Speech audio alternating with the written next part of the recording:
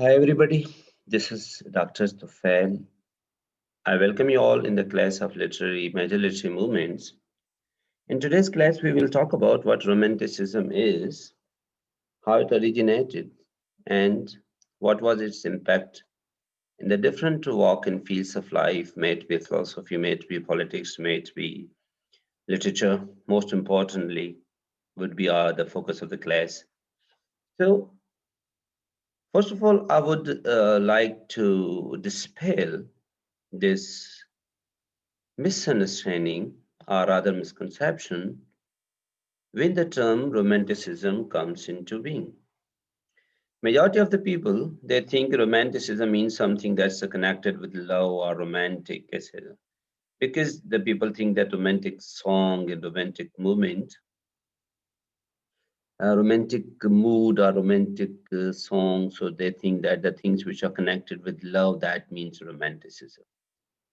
Actually, romanticism as a literary movement ha- has its historical background and it came into wake as a clear-cut reaction to new classism. In my last class, I talked about that classism focused on classical ideas in form and structure. That was quite wonderful and it had a long-lasting impact. But when we entered into the period of new classism, they simply try to copy these new classists to these classical writers. And the prominent exponent of new classicism were Dryden, Alexander Pope, Dr. Johnson. These people, while following the real classist, they turn to become fake classist, new classist, or we call them sham classist, sham SHAM. Sham classist, but they were not in a real classist in their tone. They simply copied or imitation. They imitated the rule, and ultimately they ended up with a versification. What is a versification? Is a kind of a poetry that's written following or abiding by the laws and rules and regulations of poetry, but it doesn't have that much universal appeal that could go beyond the limits of time and space. So the basic difference, जिस तरह हम उर्दू में कहते हैं कि ये शायरी है और ये तुकबंदी। तुकबंदी क्या होती है? तुकबंदी से मेरी मुराद ये है कि बस शायरी के उसूल को, वज़न, बहर, काफ़िये को बहाल रखना और समझना कि ये शायरी है।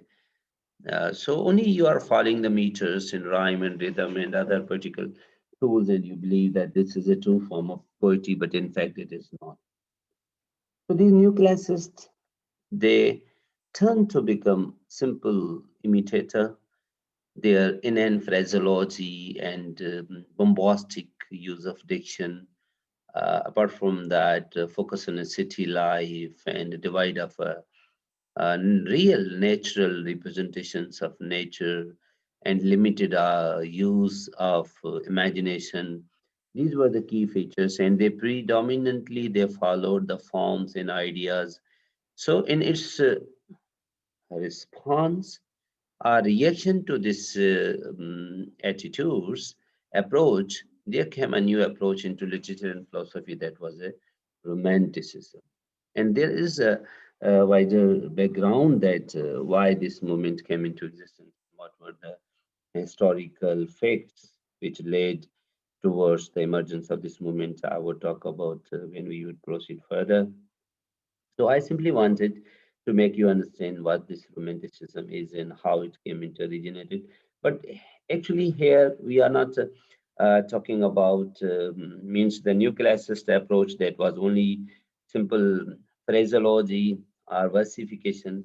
It is beyond than Tukbani and versification, and it means the classist who were the real writer, real poet, where we found the unique and a balanced combination or amalgamations of various factors and which made them a great poet, and their works transcended beyond the limits of time and space. May it be Homer, may it be Virgil, may it be Dante, may it be Rumi, may it be Hafiz, may it be Jami, may it be Ferdowsi, may it be Ghalib, may it be Iqbal, may it be Latif, such as Ayaz, and you have Shakespeare, you have Milton, you have this any Longfellow, Walt Whitman. But look, these were the poets, okay, and still today they are very much relevant in the present time because their work had a kind of characteristics which are very much relevant in the present time and in the present world. So, but these new classes, as I mentioned in my last class and in this introduction, their simple use of this phraseology it created a problem. So, in order to revolt against this bombastic diction and city life and then limited use of imagination and blind uh, abidance of laws, etc., there came a movement that's a romantic movement, and they parted their way with the new classist ways and approaches, and they introduced the so this is what the Romanticism is, and we this period especially we call it after 1800 to 1850 and onwards. This is the peak period of this, and we call it as a Romanticism or Romantic era. And there are in a poetry we have two generations of romantic poets. The first generation is based on William Wordsworth, S.T. Coleridge, Lord Byron, and in the second movements, we have this, Lord Byron is there, we have Percy Shelley is there, John Keats are there. So these Byron, Keats, John, and Shelley, they would be the next generation poet.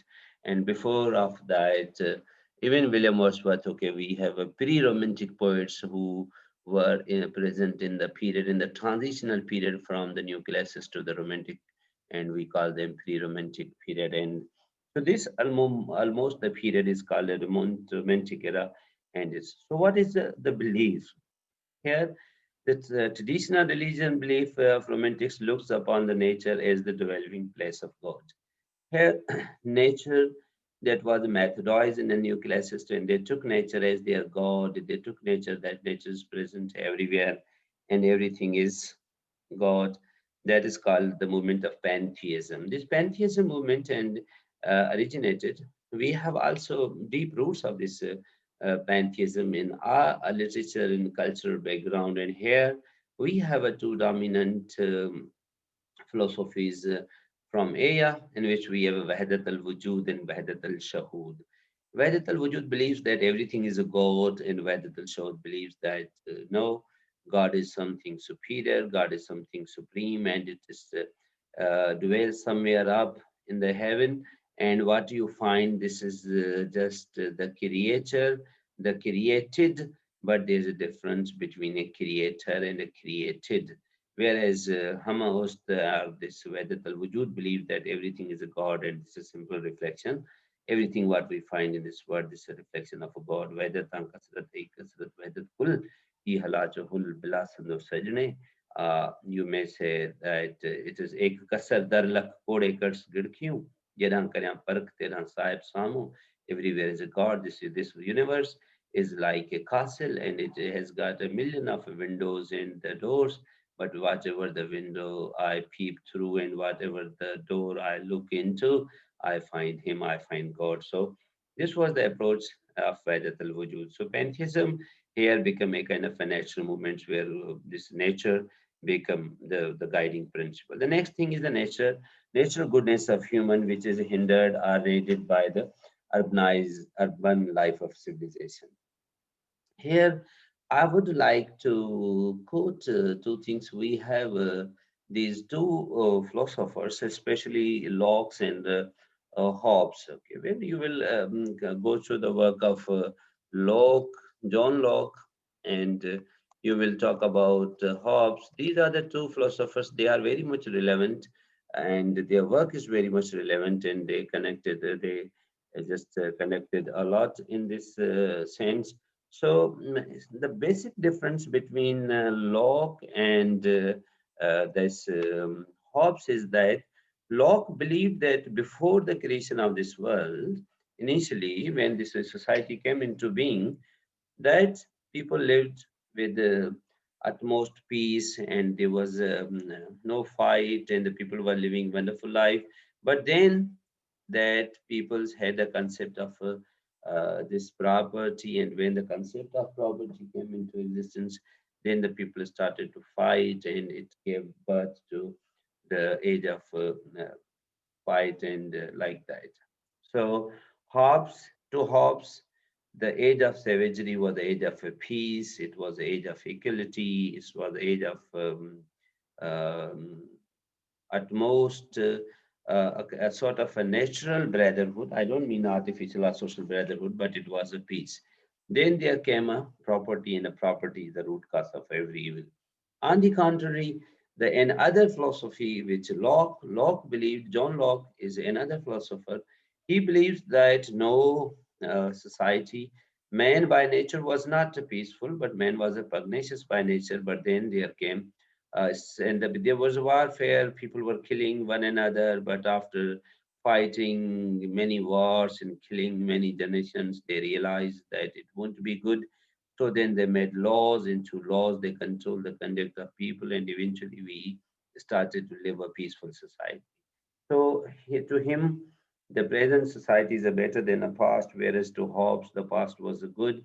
And in the same connections of Hobbes, okay, we have another writer, what we call this John Jacques Rousseau. And John Jacques Rousseau was the philosophers, okay, and he was of the opinion, Rousseau was of the opinion that no man is living this man was free in the state of nature. Man is born free, but everywhere is a chain. This is very famous quotation that man was born free, but he is everywhere in chain.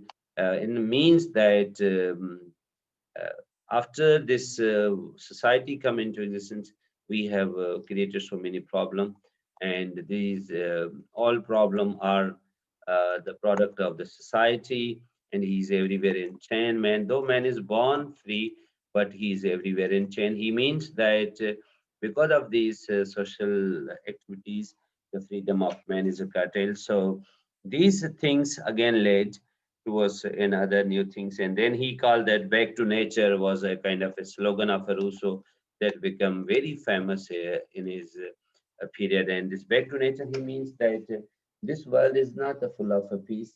There are problems, there are issues. So if you want to live a peaceful life, you have to go to back to nature. It means that today's world, what we are living, it is not peaceful.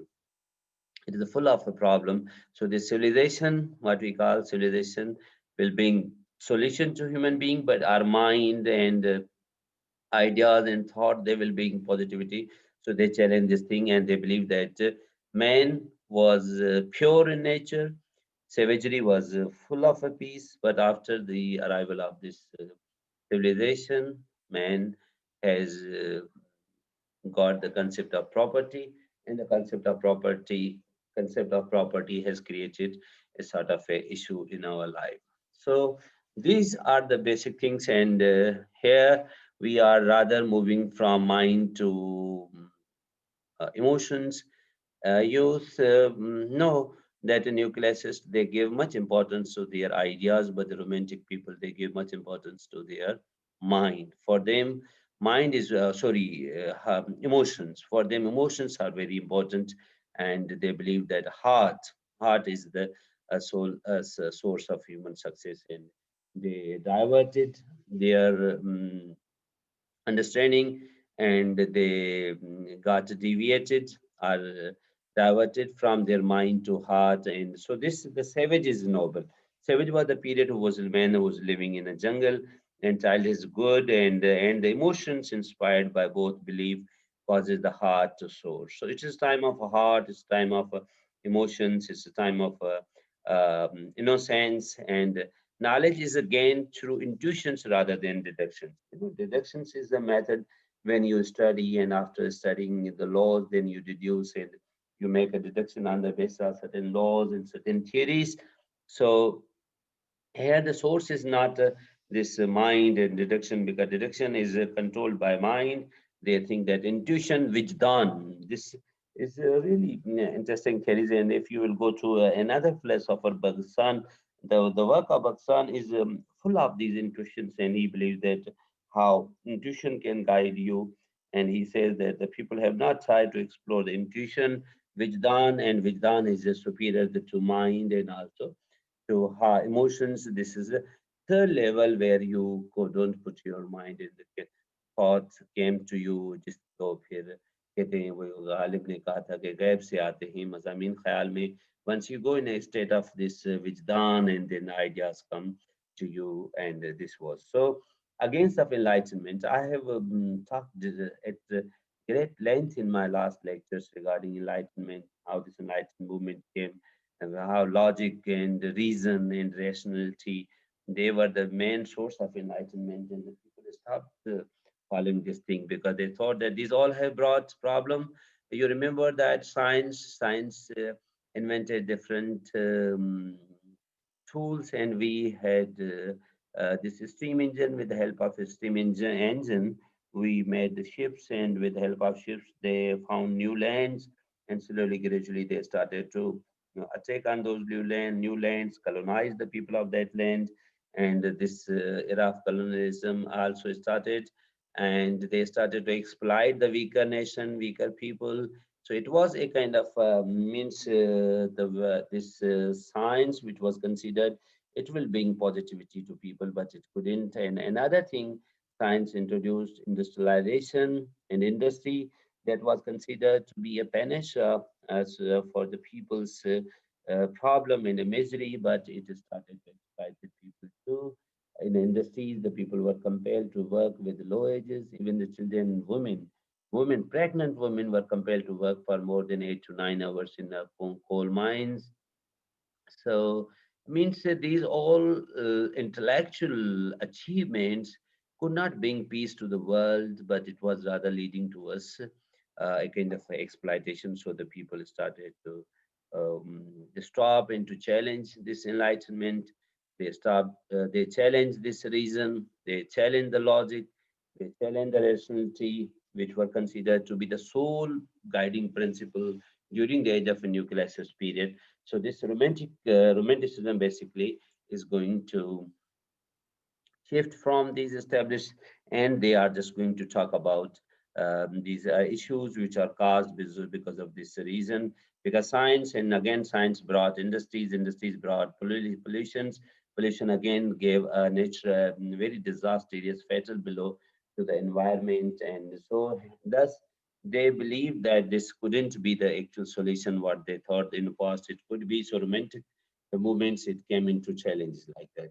Yeah, so its characteristics is revival of blank verse. We have, that blank verse is a poetry written in iambic pentameter, but it is a blank because there's no rhyme. So they don't follow rhyme. And there are various poets who used it, but in a drama, Christopher Marlowe was the first person who used this blank verse in his dramas, and you might remember his very famous dramas like Dr. Faustus, like Tamerlane, and even he wrote even one historical play. So he started to use this blank verse in his drama. Later on, this blank verse was used by Shakespeare, and it became very mature, if I can't use word perfect, but very mature into the hands of Shakespeare. So it was here they followed meter, but they didn't follow rhyme. And so these romantic people, they shifted from to blank verse in order to deviate or to negate the supremacy or appropriation of metrical composition or the rules of poetry, which were very much sacred, which were very, very much holy to new classics poet. And there was a Gothic novel. Gothic means something new, and they started to write about it. They gave free play to their imagination, and the imagination became too much active, and they started to explore the new areas. So therefore, and melancholy was there because it was the age of loss. It was the age of melancholy. Everything was going to disappoint. The people believed mind, but it couldn't bring peace to the humanity. Then people believed in science, but science couldn't bring that much peace to humanity. People believed in industry, but again, industry deceived the people. So actually, it was a kind of boredom, it's a kind of a disappointment, a kind of hopelessness that emerged in the form of melancholy. This imagination. Yeah, I have, yes, exactly. It is a free play of imagination, and it's the age of primitism and individualism. What we call a primitism, we call primitive means in the age of savagery when man was independent and he was living greed-free life, and they believe that afterwards civilization has made man greedy. He is a fallen man. He is not a pure man. And it was individual. Individual in a sense that the collectivism was the mind and reason and logic, and they all are the unity. But ultimately, this unity was not going to pay to the society. It was rather going to disconnect the society, and it was going to exploit the society. The stronger people, they being united, were going to exploit the weaker people. So individualism paved the way for in order to challenge and to part way with these nuclear system practices. And it's the age of sensibility. Sensibility is a kind of just a reactive movement to this emotion, this reasons, rationality. So senses are important. Then reason. That was the age of reason. This is and followed by sense, followed by ideas, and this is the age of sensibility, followed by senses and emotions. It is the age of mysticism. Nature is looked at another way, and it's a sublime in a sense, and it is the age of rebellion. They were tried to rebel against the standard laws like this. Okay. So in this way, and its impacts were in the literature, it's a democracy, and socially and philosophically. So its impacts could be viewed or could be seen in different ways. Literally, it impacted literature, and democratically it impacted or influenced the form of government in a different shapes. And socially, it also it influenced the society, and philosophically, again, there was the philosophers who wanted or who incorporated its traits in their philosophy as well. So we will look at how it impacted in the different fields like this. In literature, it came that changed the notions of literature. Literature prior to the 18th century simply consisted of essay, history, and a study of ancient Greek and Roman language. Literature has become a whole alternative ideology governed by imagination. Here, the reason has not that much importance as it was, but now the imagination is going to.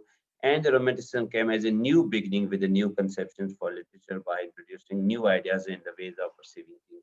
This is a completely a kind of a shift from the all the practices what the new classics they practiced, they believed. So the Romantic people they just deviated from that, and the poetry that was regarded primarily as an imitation of a nature. By this time, literature was becoming virtually synonymous with imaginative and inventive and creative. So these things you see, it was a full of imagination, it's a full of creativity, it is full of emotions, and literary works came to be seen as an organic unity, and they have their own connection, and it was considered to be the part of the universe. And here the poetry acquired then deep social, political, and philosophical implications. And you remember the very famous definitions of William Wordsworth, the spontaneous overflow of powerful feelings. He means that literature is not simply the practice of ideas, but it is a automatic outflow of this powerful emotions and recollected in tranquility. This was the very famous definitions given by William Wordsworth, that poetry is a spontaneous overflow of powerful thought, feelings recollected in tranquility. That was so. This definition is uh, very much critically viewed in this. So it has impacts in literature, in art. It has its own impact, and romantics are embraced as the foreign and exotic, especially eliciting interest in Orientalism, and is too affected the history of arts. In art, they introduced the new things. Romantic painters aimed for emotional intensity. You know that here again it's not a reason, but it's emotional intensity what they try to put into the things like. So it becomes very much very much important like this.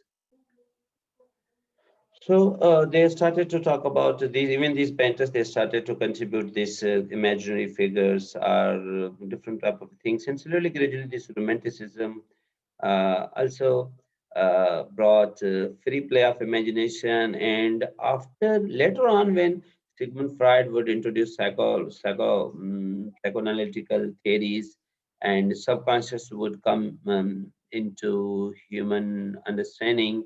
Later on, you would feel that even the people will give full full flight of this subconscious and imagination. Then we will go move to these other type of movements, especially surrealism and Dadaism. They would be the outcome of these type of a change which are going to emerge, especially in this time of romanticism or a romantic movement. So these were the qualities what we find in art as well as a poetry, apart from poetry in painting, etc. These things were dominant there, and these are the people who contributed towards this. Then German literary movements is very famous, and then the German poets movements of the 18th century has exalted nature, feelings, and the humanism, individualism. The exponents were these were the exponents of that who believed this. Man is important, individual is important, emotions are important, feelings are important, and they are not just going to follow the reasons that logic or laws and values and traditions and culture and civilization, which were the key characteristics followed by new classist writers. And it also gave a kind of a good thing in a democracy. The reason is that two things are very important in this sense. The before of that, elite class, the dominant class, the classical class was dominant. Even this classical class, so they were dominant. They were in a power. And common people was not considered worth ruling, or worth ruler, or capable of ruling, because they were considered illiterate. They were considered incapable. But two things, they it gave two events in the history gave too much importance to the common man, especially the one there was a this American independence and for the French revolutions. If you will look at these two movements, it gave very much importance to the common man. The common man who was ignored previously, who was not given that much importance, and they were not considered something superior. They were considered inferior. It was thought that they can't do anything good. So, but these here, this American independence, America that was a colony of, it was 1776, okay. 1776, sorry, 6. And then there was the French Revolution, and you see that it took place in 1789. So these two things, it just impacted the history a lot, and because common people who revolted against in France, and there was a French Revolution when the you might be familiar with the term when the Queen of this France told that if you don't have food to eat, you should eat grass, and this was a kind of a just a misunderstanding, a kind of yeah, exploitation on the part of this rich class. So the common people, they brought revolution there in France. They executed the king, they killed the king, and the queen who told that if you don't have a food, go and eat pastries, and their food minister who told that if you don't have food, then go and eat grass. People arrested that minister and put grass into his mouth and nose and ears, and they hanged him publicly. All the rich people, they were killed, they were hanged publicly, and there was a massacre. Previously, the common people, the rich people, they were going to kill and exploit and abuse, manhandle poor people. Later on, the poor people started to do the same thing. But here, these were the people who played very important role, like this their famous scholar was there, Voltaire was there, and Plutarch was there, and this Rousseau was there. So Petrarch, these writers, they played great role, especially to bring revolution in France, especially Rousseau and Voltaire.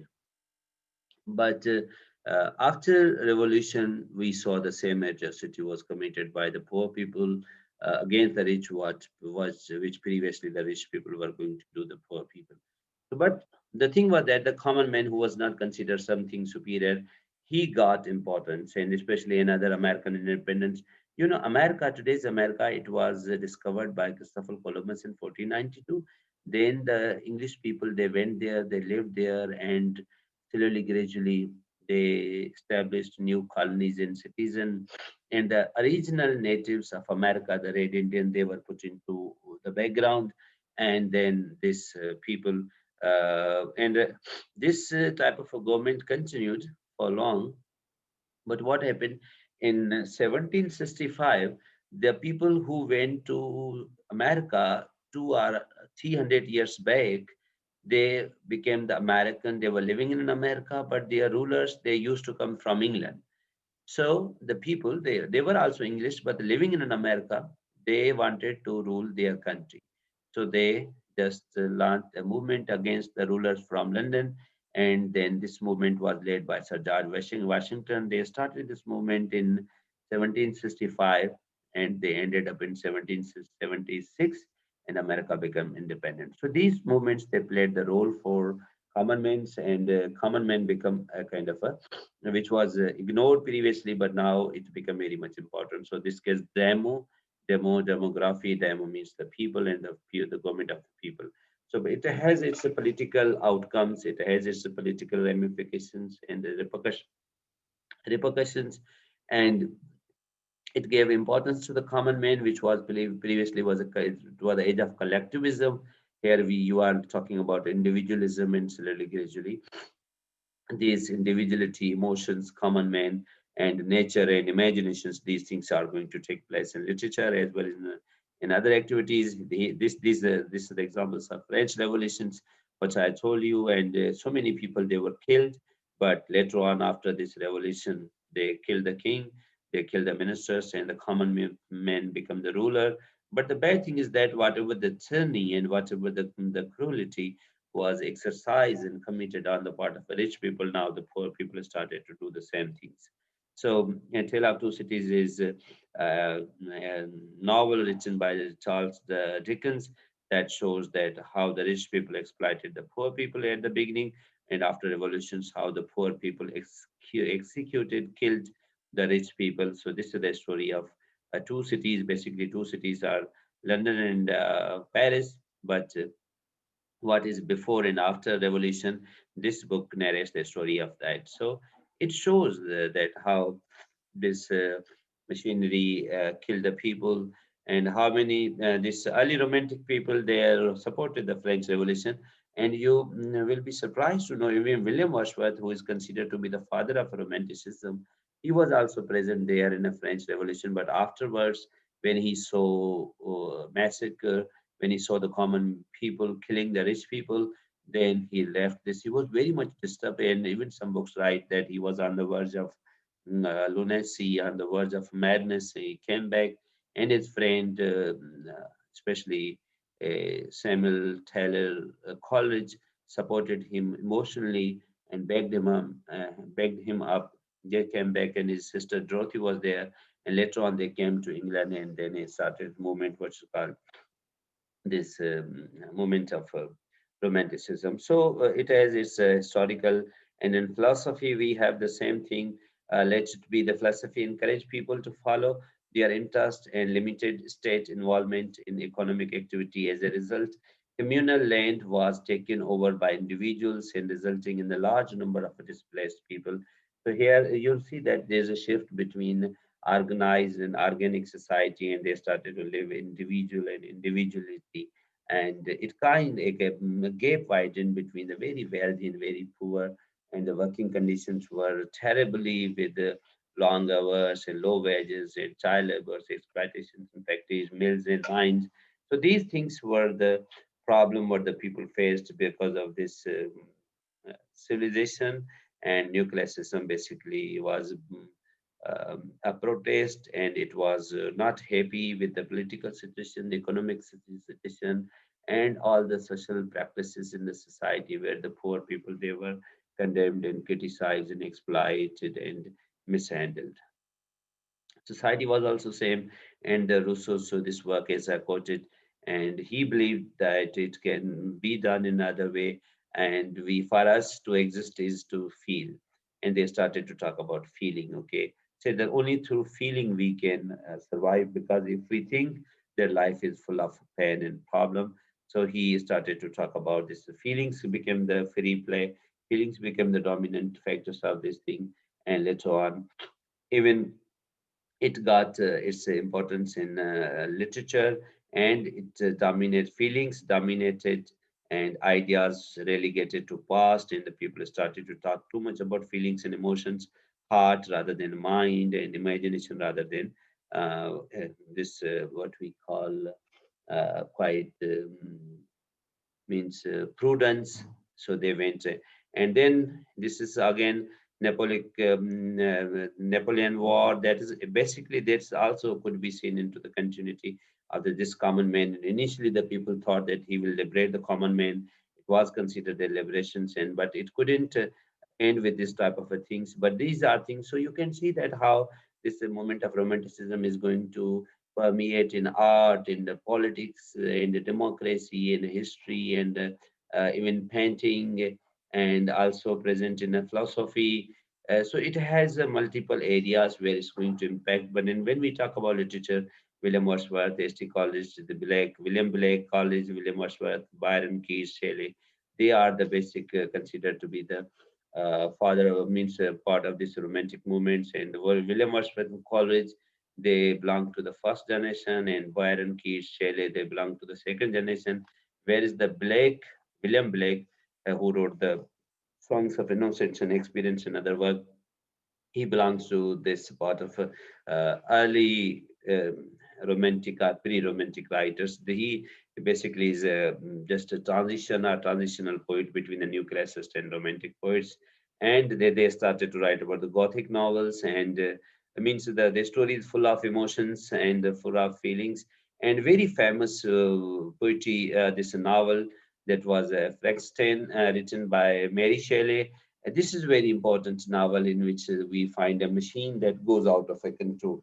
So this was a debate that man has created machine, and sometimes this machine will go out of control and it will devastate the human being, etc. So these are the romantic characteristics of romanticism. They believed on imagination and emotions, break the rules of the new classicism, and they use simple diction. They don't use a difficult language, because they talk about they belong to the common man, so they talk about common man's language, a rustic language which is understandable to everybody. Nature is very much is there. Nature is used for emotional purpose. It inspires man, it enthuses man, and it has different aspects, and it's full of different impressive forces. Nature is there to infinite sources of the human imagination, that it can inspire you, it can guide you, it can lead you. And Shakespeare, William Wordsworth believed that nature is his friend because it gives him pleasure. Then nature is a teacher. When it teaches him, then nature is his God, that he becomes immersed in that thing. So he has a different ways in which the nature was teaching him through fear. When was a small child and he was doing something good, then he felt that some um, weird force are following him with heavy steps. So was the case with when he did something wrong while nesting, when he was taking birds and eggs from the nest, or when he was went after snaring, taking bird from somebody's snare. That time nature taught him through fear when he was a child. Then nature taught him as a player. When he was a grown up, he was riding and swimming. Then again, nature taught him through player, but that was a conscious player. But when a child felt something player, that was something uh, raw player that directly comes to a child. So different way nature was teaching, nature was his guide, his teacher, and also nature was a god. So this is way to them nature is important, and they emphasize on primitive.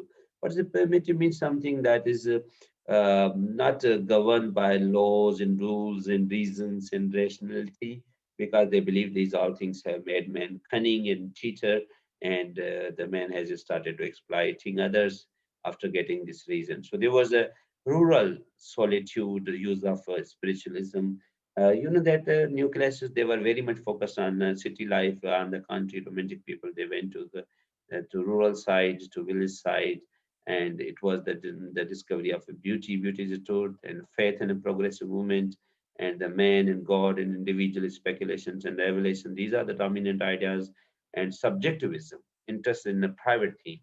It is emphasis on individual expressions, popularity of image, and the symbol. And here you see can they are talking about individuality is going to govern the things, and there's emphasis on their common language, not critical language, difficult language, their personal freedom, glory of natures, and glory of past childhood, individuality, spirituality, and common language and the glory of a city life, which were the common figures on that.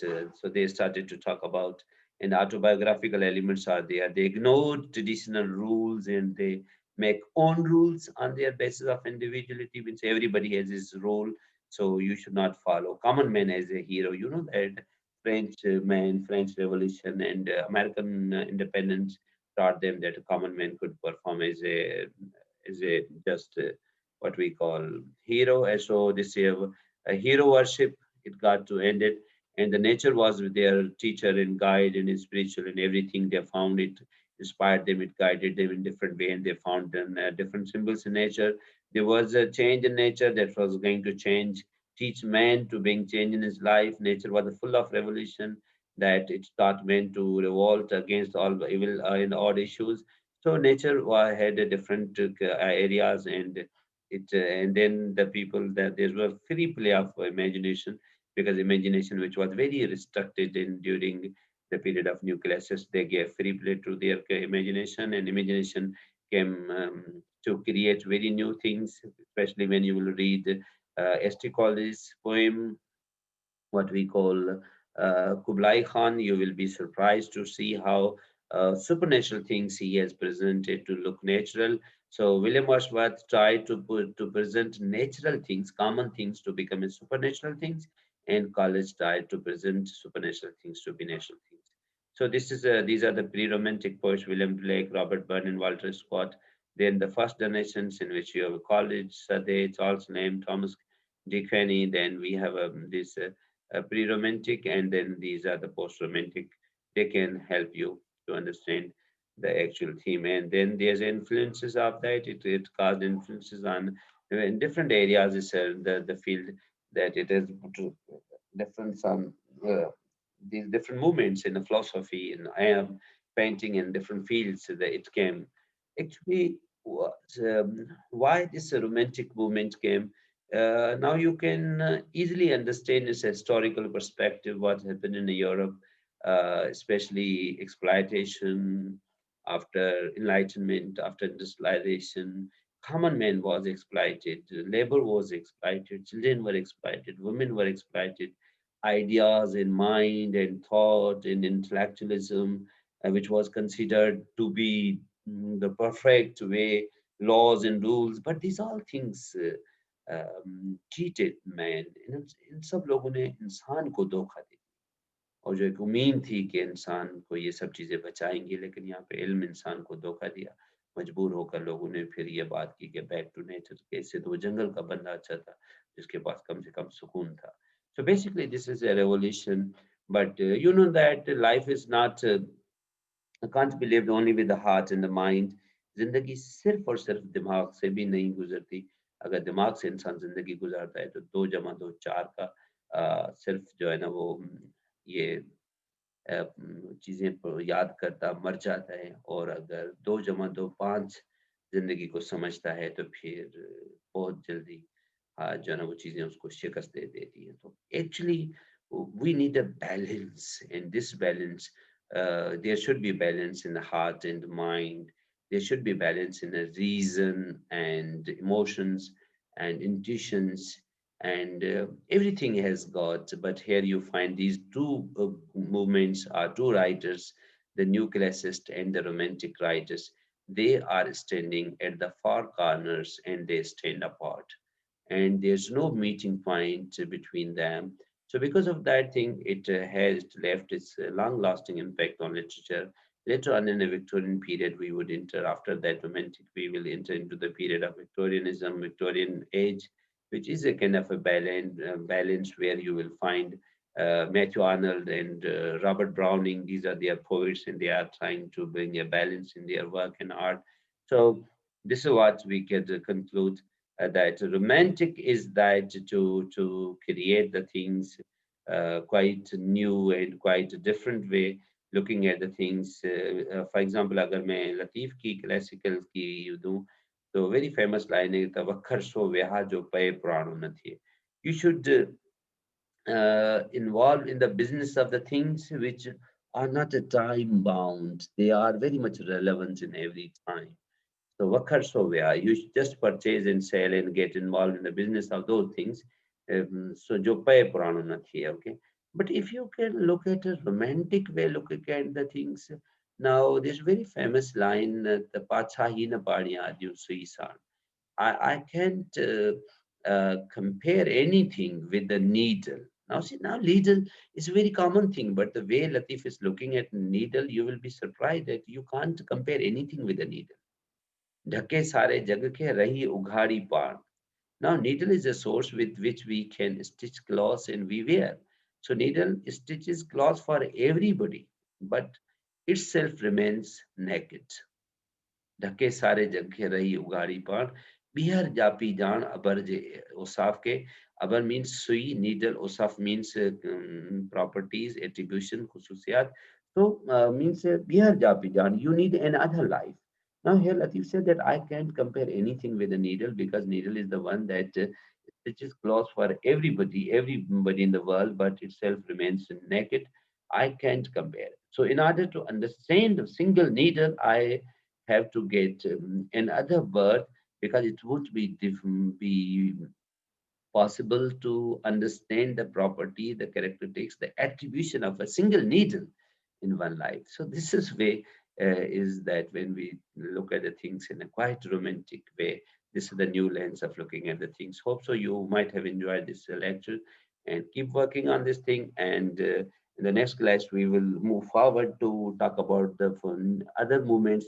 And I hope that you would be very serious in your studies, so please stay focused on your studies and keep struggling with these videos and the material we are sending you through these video clips during this COVID period, till that we are allowed to meet in the classroom. Thank you very much. Allah Hafiz. Bye.